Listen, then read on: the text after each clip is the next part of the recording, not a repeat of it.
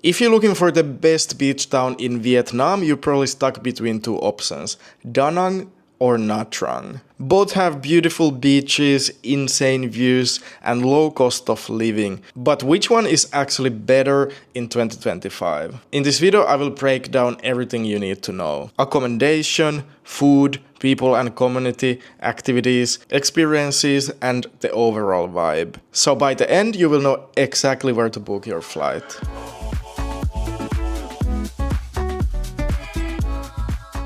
So let's start with the beach and the city environment. They both are pretty similar, like a beach town, like big buildings on the beach and nice white sand and a lot of palm trees and mountain views. So they both are really amazing in this way, but there's some differences. Nha Trang is definitely a bit smaller and it just seems like it's like well designed somehow, like it's just so beautiful. It's such a pretty city, and with the views and everything, like it's a bit more compact. So it just somehow it looks more beautiful, I would say. The city views are just insane, and the beach and the mountains and everything, like the views are incredible. It's so beautiful. And as Da Nang is a bit bigger and it's more like spread it out, it's not as like pretty, like it's not so well designed in a way that there's a couple of different neighborhoods and the mountains a little bit further away. But of course, naturally, as it's bigger, there's more options for everything. So that's a good thing. And also Da Nang beach is a bit better when it comes to the water. It's better for surfing and the water is a bit more clear. It depends a lot on the season also, like if you come during the rainy season, the water is gonna be more like dark in both places. But what I find, I guess because in Nha Trang there's like bigger river coming straight to the beach area on top of it, it tends to get a bit more like brown and not so clear. And the big difference between these two places is how to get there. In Da Nang there's international airport, which is only 50 minutes grab drive from the beach area, so it's only like few dollars to get there, so it's super easy. And there's direct flight, for example, from Bangkok and Kuala Lumpur, so it's really easy to get here. In Nha Trang there's no international airport, and the domestic airport also is 45 minutes drive from Nha Trang actually in Cam Ranh, so it's definitely not as easy to get there. But the good thing is that it's really close to Ho Chi Minh City, so if for any reason you need to go to Ho Chi Minh City more often or something like this, it could be a benefit. But generally Da Nang is definitely better in this way. And also the climate is a bit different because Nha Trang is way more in the south and Nha Trang is a bit more in the north. So generally I would say that Nha Trang has a bit better climate because it's more stable, like it doesn't fluctuate so much with the temperature and rain. In Da Nang it gets quite cold in the winter and like super hot in the summer, and the rainy season is a bit worse in Da Nang, and also there's more like possibility for typhoons, I guess, in Da Nang than in Nha Trang. So if you're planning to stay long term in one of these places, Nha Trang could be a bit better in this way. But of course Da Nang also, like if you come the right time of the year for a month or two, it doesn't really matter. It's really good here also in March and April. And when it comes to safety, it's good in both places, very safe places, not a problem at all. But of course things can still happen, especially in the traffic. It's quite hectic sometimes in Vietnam, so I would definitely recommend to remember to get a good travel medical insurance, and the one I've been using so far is linked in the description, and I would definitely recommend it. It has been really good for the past few years. And accommodation options are a bit different in both places. In Da Nang, there's like so many options when it comes to like this kind of small apartment buildings where I'm staying at the moment. Like there's so many, and they usually have nice rooftop pool and pretty like nice design and comfortable apartments. And the cost is only like $400 to $700 per month straight from Airbnb. So even for a month or two, you can stay easily in nice places for pretty good price. In Nha Trang there's a bit less options like this, but the good thing is, and the special thing in Nha Trang is that they have this huge apartment building called Panorama Nha Trang, and like it's pretty awesome. Like it's not a perfect place, there's some apartments that are not kept the best condition and also some little problems, but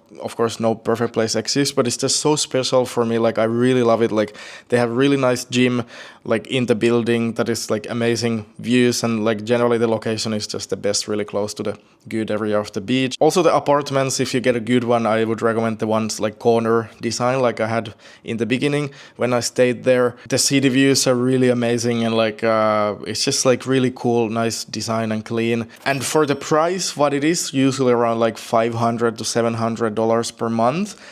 That's incredible. Like the deal to stay in that kind of luxury apartment building. I don't know anywhere else in the world that you can get it with that price and that kind of experience. So that's what I really love about Nha Trang. That is like something like that I haven't really seen ever in Da Nang. The buildings next to the beach road here are usually like luxury buildings, quite expensive. I mean, not too bad, like $100 per night, but yeah, not for the same price. And by the way, if you're getting value out of this video, please like the video and subscribe to not miss out on the next ones. And the next category is food. And both of the places, of course, have really good Vietnamese food. It's really nice cuisine and like there's good options and very affordable. And generally all the food is very affordable in both places. But one difference is that Da Nang, as it's bigger city, it definitely has way more options, especially when it comes to Western food. There's so many nice restaurants in Da Nang. In Nha Trang is way less. So this is one reason why for long term especially I would definitely prefer Da Nang. But both of them have good food and it's easy to order with Grab, very convenient. So it's not bad in Nha Trang, but yeah. And when it comes to roads and the traffic is pretty similar in both places, that it can be quite busy sometimes, a lot of scooters like Vietnamese style, like it's just quite hectic, but it's never like a problem with traffic or traffic jams or anything like that. And they have really good road infrastructure with big roads. So it's nice to drive anywhere with scooter if you are comfortable with that, but also if you don't want to drive a scooter, in both places it's really affordable to use Grab and just go with taxis anywhere, and also it's quite walkable in the good areas, so it's not really a problem. And when it comes to the people, the community and the general vibe in these places, one thing that is pretty similar in both places is that the locals don't really speak English most of the time, and that's why I think it's so important that in Da Nang there's a lot of foreigners nowadays, a lot of digital nomads, and like it's really good vibe here. Like there's a lot of, like it's a good community, there's a lot of meetups, there's a lot of people being very friendly, and the vibe is just really good here, and you can socialize and meet people and have a friend group. There's also a lot of people here nowadays who actually stay long term here. So if you're quite social person, digital nomad, Da Nang is definitely way better in this way. In Nha Trang is more like a holiday vibe, I would say. It's a bit different. It can be very nice also, like very chill and just good vibes, but Da Nang is a bit similar, maybe not as much like that, but it's just way more people to meet here. But Nha Trang also, yeah, I really did love it. Both of the places are very local also, like if you go away from the main tourist spot, it's very local, mostly Vietnamese. And by the way, if you are a digital nomad, I would recommend joining my new community on School called the Nomad Tribe. It's just a no-brainer if you're coming to many destinations in Southeast Asia for the first time. You have a place to meet like-minded people, ask any questions in the community, so you don't need to struggle with things on your own, and also just have so many resources, hundreds of videos in my Southeast Asia Stays video guide and my Ultimate Bali guide, so you will know exactly where to stay, what are the best areas, how the taxis work, dating, anything like that about this lifestyle. And when it comes to activities and fitness like surf, gyms, pickleball, anything like that, Da Nang is definitely better in a way that it's bigger, so there's more options, but generally also like you can surf pretty good in Da Nang. It's not the best waves in the world for sure, but like especially if you're learning to surf, it's pretty good place for that most of the time.